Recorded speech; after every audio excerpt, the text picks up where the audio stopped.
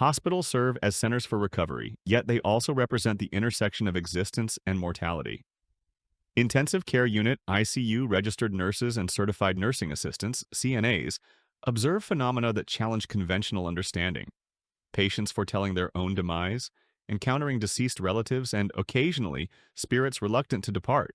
This presentation features 5 unsettling ICU spectral narratives from a medical professional who experienced something profoundly unnerving: a spectral presence within a hospital chamber, and an inexplicable luminescence manifesting just before a patient's expiration. Dim the illumination, settle in, and brace yourself for these uncanny, authentic accounts from the ICU. Asterisk, asterisk. Narrative 1. My tenure in the ICU involved the admission of an aged individual from her residence one day. We'll refer to her as Patricia. She did not require a ventilator, but her admission to my unit stemmed from her critically low blood pressure. A lesion on her lower back was so profound it penetrated to the muscle and bone. The emergency room ER nurse even alerted Adult Protective Services suspecting neglect, as the family likely had not provided adequate care given the wound's severe infection. Regrettably, Patricia's infection escalated, leading to multi-organ failure. Her lesions were so extensive that, at moments, it appeared she had soiled her incontinence garment, though it wasn't excrement. The discharge from her injury emitted a ghastly odor akin to that of bodily waste. I recall Patricia's passing occurred during my shift, approximately at 11 a.m. She had endured a challenging night, and physicians doubted her survival until morning. Yet she persisted until my shift before ultimately succumbing. The room's stench was appalling, and I empathized with her plight. Her relatives were absent, and our attempts to contact them were futile. I questioned if they were evading us due to the hospital's report to Adult Protective Services. Typically, upon a patient's death, we afford the family time for farewells, prayers, or religious rites before cleansing the body and conveying it to the hospital's mortuary.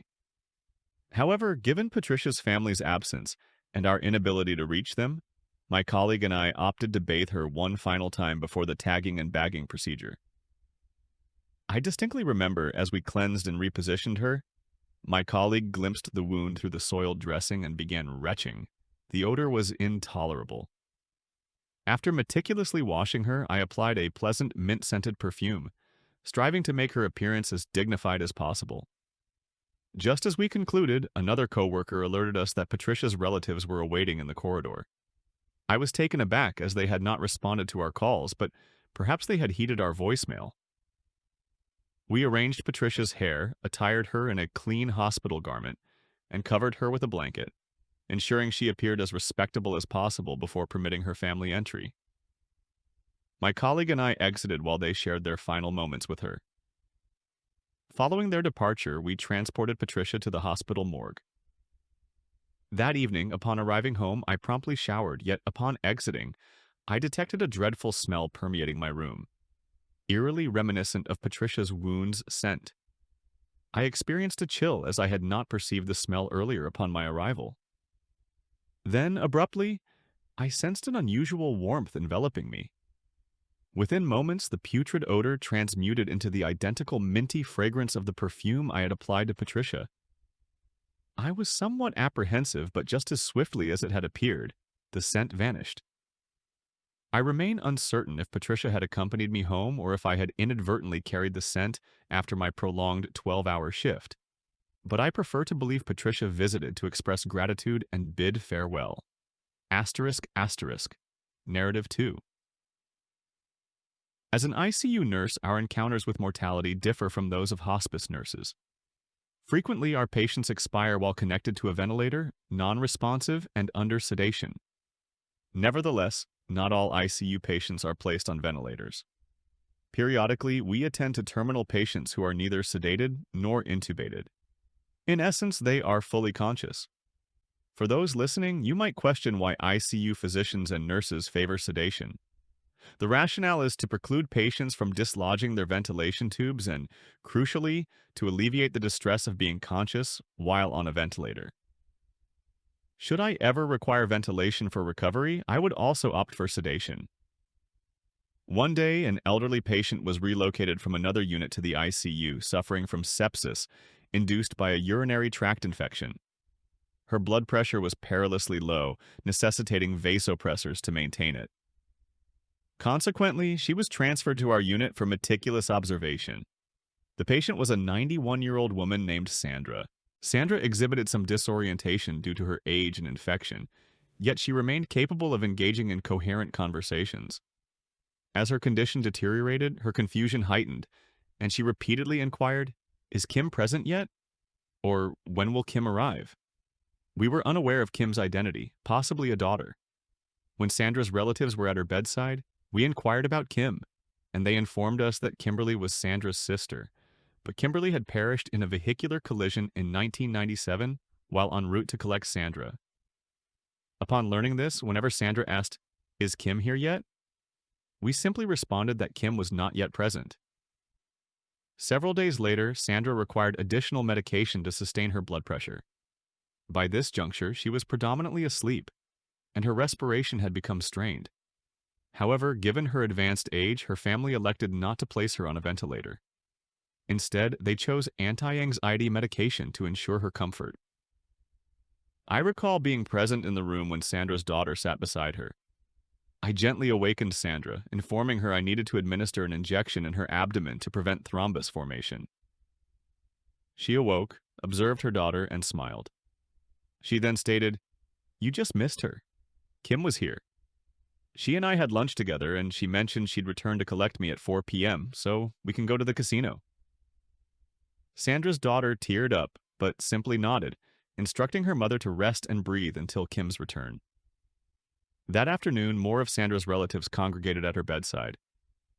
Sandra passed away at 4 p.m., or more precisely, at 4:17 p.m. I was not astonished. Some individuals do appear to possess awareness of their impending demise. What saddened me most was that Sandra had been awaiting Kim since 1997. As a nurse, I have acquaintances and colleagues who have served in hospice care.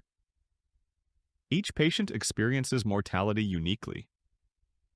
Some lapse into a coma for a day or two before passing. Others begin perceiving deceased loved ones before their departure. Some report visualizing a radiant light, and then there are those who are petrified. Those are the ones that haunt me the most. A few have even whispered, "Don't let them take me." Occasionally, we must administer anti-anxiety medication to alleviate their distress or even sedate them to prevent thrashing and self-harm.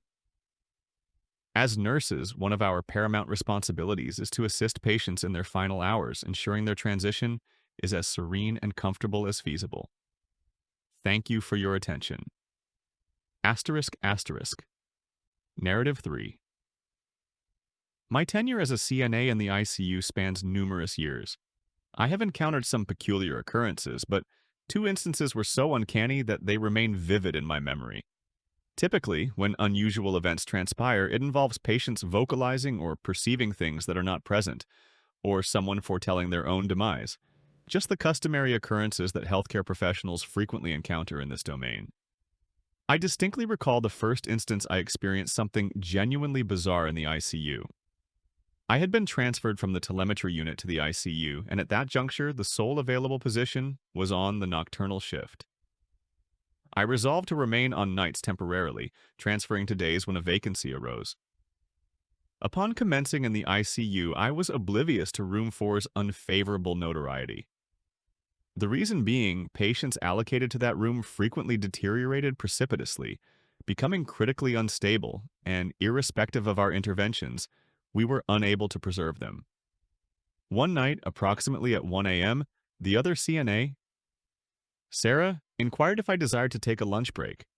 I informed her I had recently snacked, but if she wished to depart, I would cover for her. She proceeded to her break, leaving me as the solitary CNA on the floor, alongside the nurses. I was conducting my rounds, peering into each room, until I reached room 4. Inside, I observed a patient seated on a chair adjacent to the bed, attired in a hospital garment. Her bed remained neatly made, as though she had not reclined in it. Her gown was soiled, as if she had regurgitated on it, yet she was asleep in the chair. I entered, gently awakened her, and inquired if she required assistance. I informed her I could aid her into bed, given her uncomfortable sleeping posture. She consented, so I told her I would procure a fresh gown and some washcloths and return promptly. I exited, proceeded to the clean utility room, and gathered the requisites. However, upon returning to room 4, the woman had vanished. I searched but did not locate her. I even inspected rooms 3 and 5, but she was absent. Perplexed, I approached the nurse's station and inquired of Nurse Bryan, "Did you observe the patient in room 4? I just witnessed her seated in a chair with emesis covering her gown.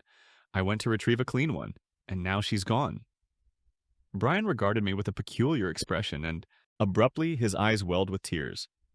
"There's no patient in room 4, he stated. "That room is vacant. Did you just encounter a specter?" Initially, I suspected he was jesting, but then he elucidated that room 4 possessed an adverse history. A few nights prior, a patient had been admitted to the ICU and allocated to that room.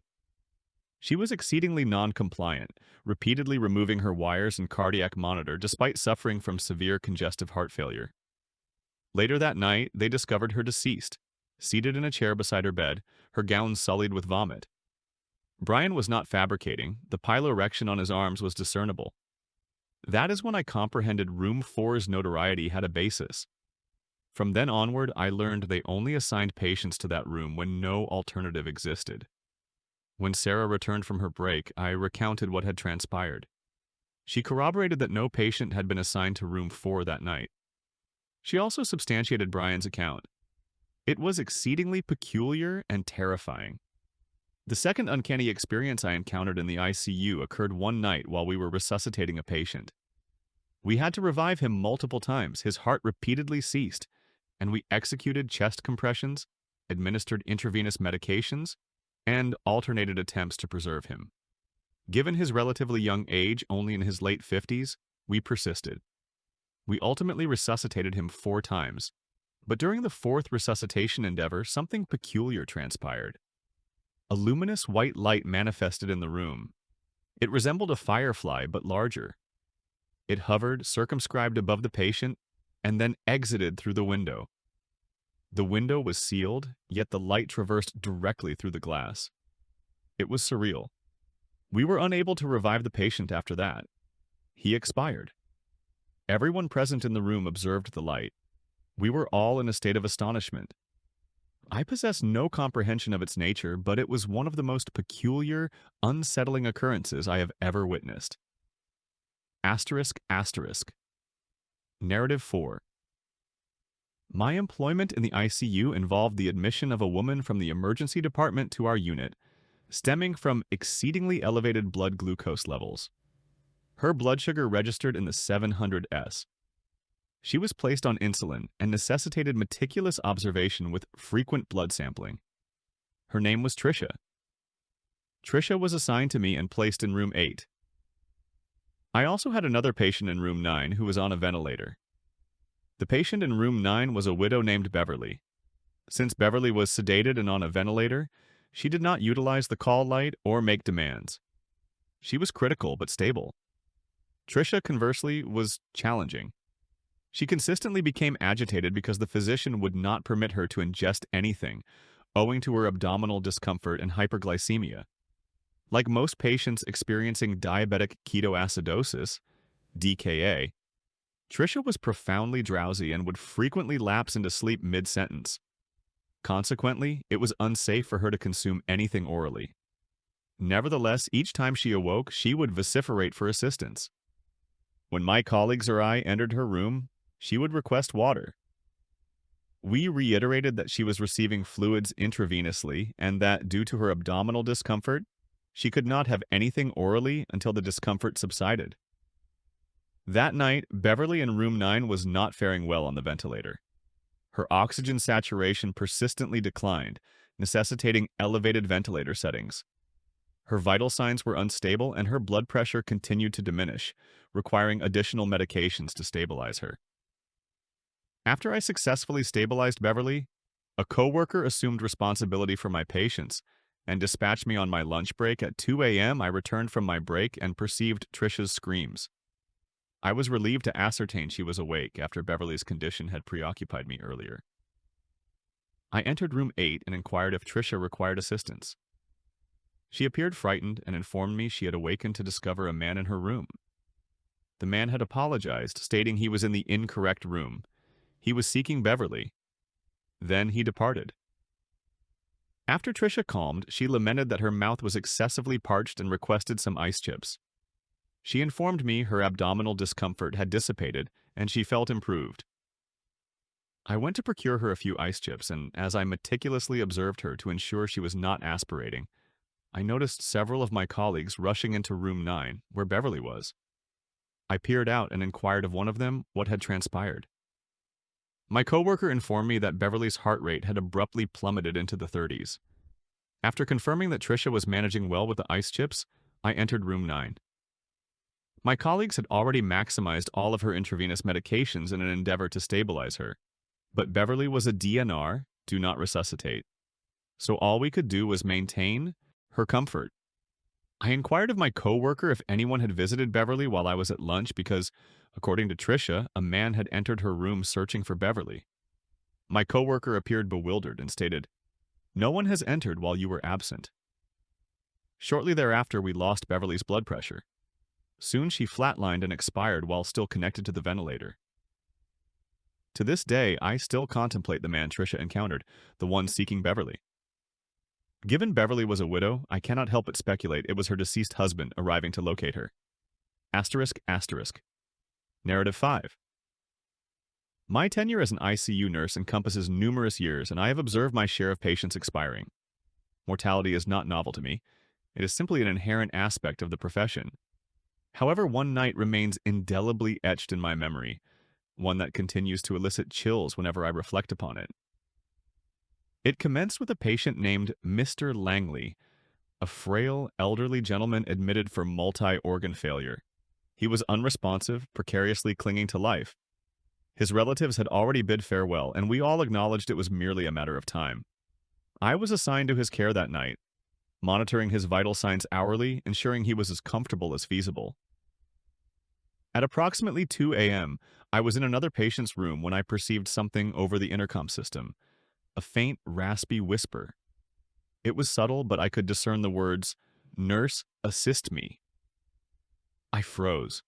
The voice emanated from Mr. Langley's room. I rushed over, anticipating finding him in distress, perhaps gasping for air or struggling. However, upon entering, he was precisely as I had left him. Unresponsive, his respiration slow and shallow, his monitor beeping steadily, his oxygen levels low but stable. I approached, feeling apprehensive. That is when I perceived it again. "Nurse, assist me, please." The whisper was so distinct, so proximate, as though someone was directly behind me. I pivoted, but no one was present. The piloerection on my arms was evident. I reached for the call light system, pondering if perhaps the intercom had malfunctioned, and captured another patient's voice, but Mr. Langley did not possess a call light. He was not even conscious. I attempted to dismiss it and continued my rounds, but that sensation of being observed persisted. An hour later, I was at the nurse's station when another call light illuminated. Room 16, Mr. Langley's room. That was implausible. I turned to my coworker. "Did you perceive that?" She frowned. "Yes, but he doesn't possess a call button." We both gazed at the blinking light for a moment before I compelled myself to investigate. As I entered the room, the atmosphere felt dense, oppressive, as though something was exerting pressure upon me. Mr. Langley's eyes were now open, wide and vitreous, fixating directly upon me. His lips moved, but no sound emerged. Then, just as abruptly as he had awakened, he drew his final breath. The monitor emitted a prolonged, drawn-out beep. I stood there, immobilized, observing as his body became completely still. I summoned the physician to pronounce him, but even as I exited, I swore I felt something brush past me, like a frigid gust of air emanating from the room. Later that night, after the body had been removed, I passed by room 16 one final time. The door was slightly ajar, the bed vacant, and in the silence of the ICU, I swear I perceived it again. "Nurse, assist me." But there was no one present. That concludes this video. Thank you for remaining engaged throughout and supporting my narratives. Have a splendid day or night.